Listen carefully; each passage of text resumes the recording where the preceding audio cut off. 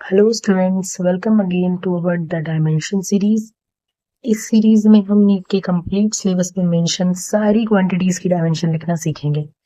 तो going according to the sequence of the syllabus, हम इस वीडियो में मोशन इन वन डायमेंशन या स्ट्रेट लाइन चैप्टर में मेंशन ऑल क्वांटिटीज की डायमेंशन लिखने वाले हैं। तो चलिए स्टार्ट करते हैं। पहली क्वांटिटी है डिस्टेंस।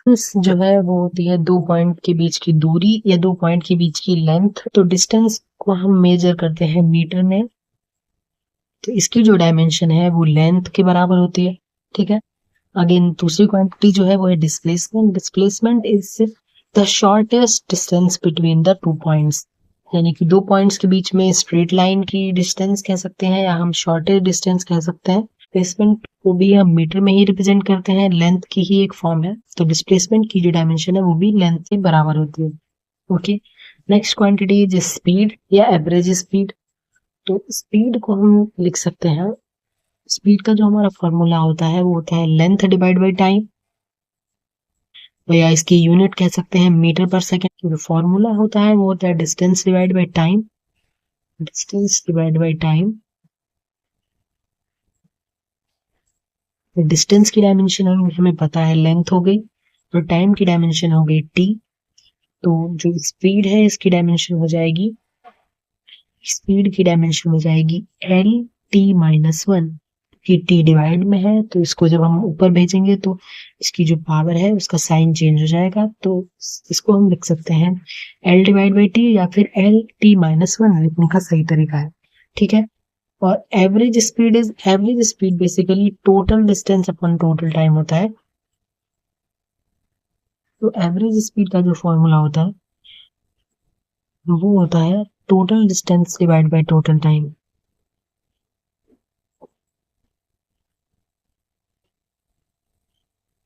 तो टोटल डिस्टेंस भी डिस्टेंस ही हो गई, और टोटल टाइम जो है वो भी टाइम ही हो गया। तो एवरेज स्पीड या स्पीड की डायमेंशन सेम ही होती है, that is L T minus one. Okay.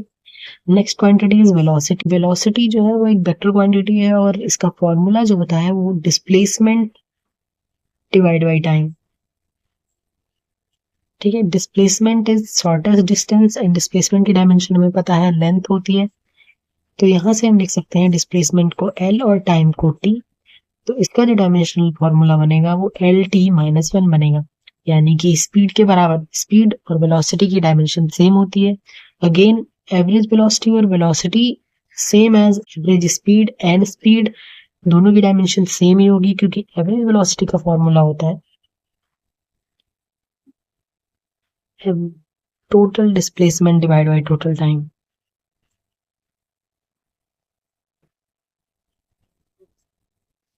तो टोटल डिस्प्लेसमेंट की भी डायमेंशन डिस्प्लेसमेंट के बराबर ही होगी, यानी कि लेंथ, और टोटल टाइम की वैल्यू भी टाइम के बराबर होगी, तो यानी कि time.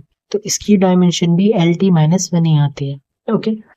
Next quantity is acceleration. Acceleration का जो फॉर्मूला होता है दैट इज है वो डीवी बाई डी टी, या फिर हम लिख सकते हैं change in velocity divide by change in time, यानी कि velocity divide by time acceleration होता है। वेलोसिटी की जो डायमेंशन होती है वो एल टी माइनस वन भी हमने निकाला, डिवाइड बाई टाइम करेंगे तो इसकी जो फाइनल बनेगा वो एल टी माइनस टू, क्योंकि इस टी को भी जब हम ऊपर भेजेंगे तो उसकी पावर का साइन बदल जाएगा। तो एसेलरेशन की जो डायमेंशन है वो एल टी माइनस टू आती है। ओके। जो हमारे फाइनल आंसर्स हैं उसको बॉक्स में रखना होता है। डायमेंशन को लिखने का तरीका यही है कि हम उनको बॉक्सेस में लिखते हैं, square bracket box. Next quantity जो मेंशन है वो है स्टॉपिंग डिस्टेंस। स्टॉपिंग डिस्टेंस नाम से ही पता लग रहा है कि एक डिस्टेंस है, फिर भी अगर आपको नहीं पता है तो स्टॉपिंग डिस्टेंस जो है वो उसका फॉर्मूला जो होता है एस नॉट से हम इसे रिप्रेजेंट करते हैं। फॉर्मूला होता है you by two A. You जो है वो वेलोसिटी को रिप्रेजेंट करता है, और ए जो है वो एस रिप्रेजेंट करता है। तो इसको हम फॉर्मूले से अगर हम सॉल्व करना चाहें तो हम इसको लिख सकते हैं वेलोसिटी का स्क्वायर है तो एल टी माइनस वन का square, and divide by acceleration है तो एल टी माइनस टू लिखेंगे। इसका स्क्वायर है तो ये हो जाएगा एल स्क्वायर, एंड टी की पावर माइनस टू हो जाएगी, क्योंकि minus one multiplied by two होगा, and divided by L T minus two. तो देखिए एल टी माइनस टू से कैंसिल आउट हो जाएगा और इस एल से इसका स्क्वायर कैंसिल होगा और यहाँ बचेगा लेंथ। तो स्टॉपिंग डिस्टेंस की जो डायमेंशन है वो लेंथ के बराबर होती है। बाय डेफिनेशन अगर हम इसे देखना चाहें तो स्टॉपिंग डिस्टेंस इज बेसिकली, अगर कोई, जैसे हम मान लेते हैं कि ये कोई ऑब्जेक्ट है, कार है, कुछ भी, तो वो अगर किसी वेलोसिटी से चल रहा है और उसे अगर हमने रोकना चाहा और हमने किसी लेट से टी नॉट स्टैंड पर ब्रेक लगाया, ब्रेक अप्लाई, तो ब्रेक लगाने से और जब तक वो ऑब्जेक्ट फाइनली रुक रहा है ना, फाइनली ये स्टॉप हो गया यहाँ पर, तो उसके बीच में उसने कितनी डिस्टेंस चल रही है, यानी कि आपका रिएक्शन टाइम जो है उस टाइम में उसने कितनी डिस्टेंस ट्रेवल कर ली है। तो stopping distance is basically the distance travelled by the stopping object, या आप कह सकते हैं कि the distance which the object travels after applying the brakes। तो स्टॉपिंग डिस्टेंस इज बेसिकली आप कह सकते हैं कि ब्रेक लगाने के बाद ऑब्जेक्ट कितनी डिस्टेंस चल के रुका है, तो कितनी डिस्टेंस चल के रुका है ना, तो distance is the quantity here. तो स्टॉपिंग डिस्टेंस की जो डायमेंशन है वो डिस्टेंस के ही बराबर होती है, लेंथ के ही बराबर होती है। Okay, next quantity is g, या कि acceleration due to gravity.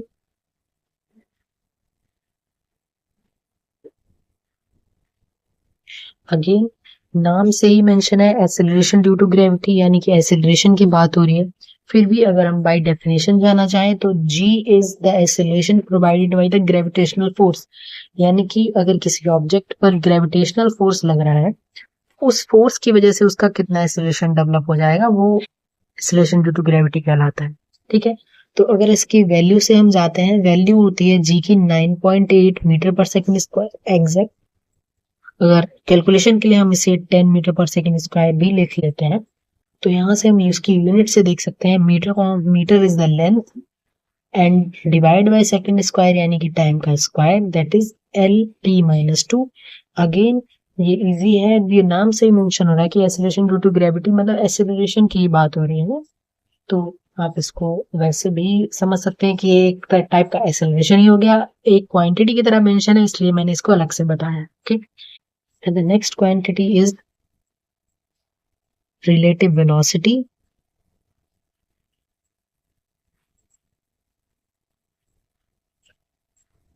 Relative velocity भी एक तरह की, नाम से ही मेंशन है कि एक तरह की वेलोसिटी ही होगी। तो वेलोसिटी से अगर हम लिखेंगे डायरेक्ट तो इसकी भी dimension L T minus one ही आती है। ठीक है, अगर बाकी के इसे आप फॉर्मूले से करना चाहें तो फॉर्मूले से भी बहुत इजी होगा। जैसे कि रिलेटिव वेलोसिटी का जो फॉर्मूला है, फॉर एग्जाम्पल अगर हमें दो ऑब्जेक्ट्स हैं ए और बी, अगर वो अपनी अपनी वेलोसिटी से चल रहे हैं, that is velocity of A is B A and velocity of B is B V, तो अगर हमें रिलेटिव वेलोसिटी ऑफ ए लिखनी है विद रिस्पेक्ट टू बी, तो इसका फॉर्मूला होता है velocity of A minus velocity of B, यानी कि जिसकी वेलोसिटी आप लिख रहे हैं वो पहले और जिसके रिस्पेक्ट में लिख रहे हैं वो बाद में। ठीक है, उनकी वेलोसिटी का वेक्टर डिफरेंस होता है, यानी कि हमें डायरेक्शन के साथ लेना होता है। ओके, तो यहाँ से हम देख सकते हैं कि जैसे एग्जांपल के लिए अगर हम 5 मीटर पर सेकंड में से 2 मीटर पर सेकंड घटाते हैं तो 3 मीटर पर सेकंड ही आएगा।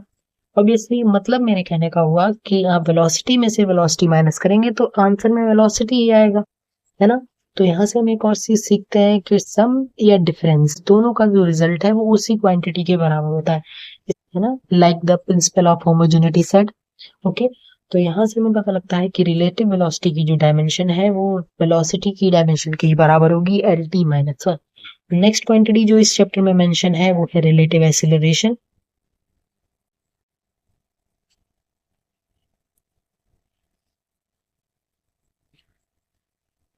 फिर से relative acceleration is basically dimension of acceleration. फॉर्मूले से अगर आप देखना चाहेंगे तो relative acceleration of A with respect to B का जो फॉर्मूला होगा वो acceleration of A minus acceleration of B होता है। सो इसकी भी डायमेंशन होगी वो एक्सेलरेशन के बराबर ही होगी, यानी कि एल टी माइनस टू।